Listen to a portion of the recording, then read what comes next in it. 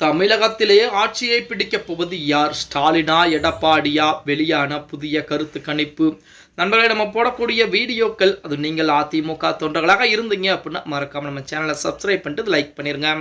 தமிழக சட்டமன்றத்தில் என்பது நெருங்கி வரக்கூடிய இந்த சூழலிலே பிரபல செய்தித்தளமான CNN நியூஸ் 18 நிறுவனம் வெளியிட்ட அதிரடியான கருத்து கணிப்பு முடிவுகள் அரசியல் வட்டாரத்திலே மிகப்பெரிய விவாதத்தை ஏற்படுத்தியிருக்கிறது. குறிப்பாக ஆளும் திமுக மற்றும் எதிர்க்கட்சியான அதிமுக இடையே மிக கடுமையான போட்டி நிலவுவதை இந்த கருத்து கணிப்பு முடிவுகள் என்பது வெளியிடப்பட்டிருக்கு. தமிழக சட்டமன்றத்தில் வரும் ஏப்ரல் 23ஆம் தேதி நடைபெறும் நிலையிலே மாநிலத்தின் அரசியல் களம் 4 முனை போட்டியை நோக்கி நகர்ந்து கொண்டிருக்கிறது. திமுக கூட்டணி, அதிமுக கூட்டணி, விஜயின் தமிழக வெற்றி கழகம் மற்றும் சீமான் நாம் தமிழர் கட்சி என 4 முனை போட்டியாக இருக்கிறது. CNN நியூஸ் 18 நிறுவனம் வெளியிட்ட அதிரடியான கருத்து கணிப்பு முடிவுகள் தற்போது அரசியல் வட்டாரத்திலே பரபரப்பை ஏற்படுத்தியிருக்கிறது. 2026இல் யாரை முதலமைச்சராக பார்க்க விரும்புகிறீர்கள் என்ற கேள்விக்கு மக்கள் மு.க. ஸ்டாலின் என 39.9%, எடப்பாடி பழனிசாமி என 37.5%, விஜய் அவர்கள் என 14.7% பதிலளித்திருப்பதாகவும், அதேபோல தற்போதைய முதலமைச்சர் மற்றும் முன்னாள் முதலமைச்சரிடையே வெறும் 2.4% மட்டும்தான் வித்தியாசம் இருப்பதும் வரவிருக்கத்தில் மிகப்பெரிய நெருக்கடியை போட்டியை ஏற்படுத்துவதாகத்தான்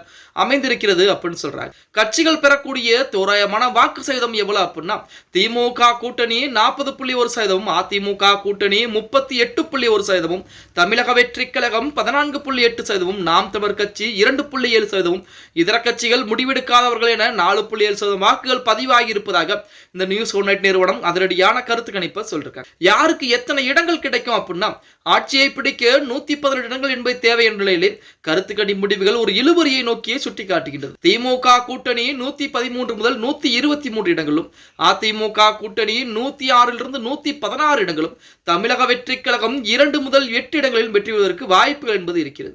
அதாவது தேர்தலில் எதிரொலிக்க போவது முக்கிய பிரச்சனைகளாக மக்கள் கருதுவை எவை அப்படின்னு பார்த்தோம்னா மது மற்றும் போதைப் பொருள். 20% பெண்கள் ஆதரவு கொடுத்திருக்காங்க.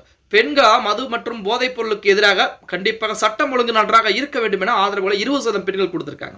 பெண் பாதுகாப்பு என 17.8%, சட்டம் ஒழுங்கு என 17.3%, வேலை வாய்ப்பின்மை என 15.5%, வளர்ச்சியின்மை என 5.2% வாக்குகளை கொடுத்திருக்காங்க.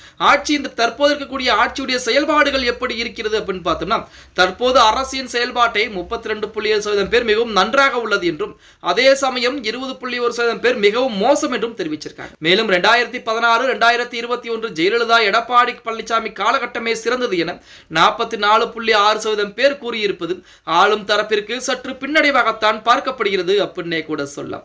யாகமத்தில் எடப்பாடி பழனிசாமிக்கும் ஸ்டாலினும் இருக்கக்கூடிய வித்தியாசம் என்பது வெறும் 2% வித்தியாசம் என்பது மட்டும்தான் இருக்கிறது. இந்த 2.4% என்பது மிக வேகமாக மாறுவதற்கு அதிகப்படியான வாய்ப்புகள் என்பது இருக்கிறது அப்படின்னே கூட சொல்லலாம். ஓகே கைஸ், வீடியோ பிடிச்சிருந்தா மறக்காம லைக் பண்ணுங்க. நம்ம போடக்கூடிய வீடியோ பத்தின கருத்துக்களை கீழே மறக்காம கமெண்ட் பாக்ஸ்ல பதிவு நண்பா.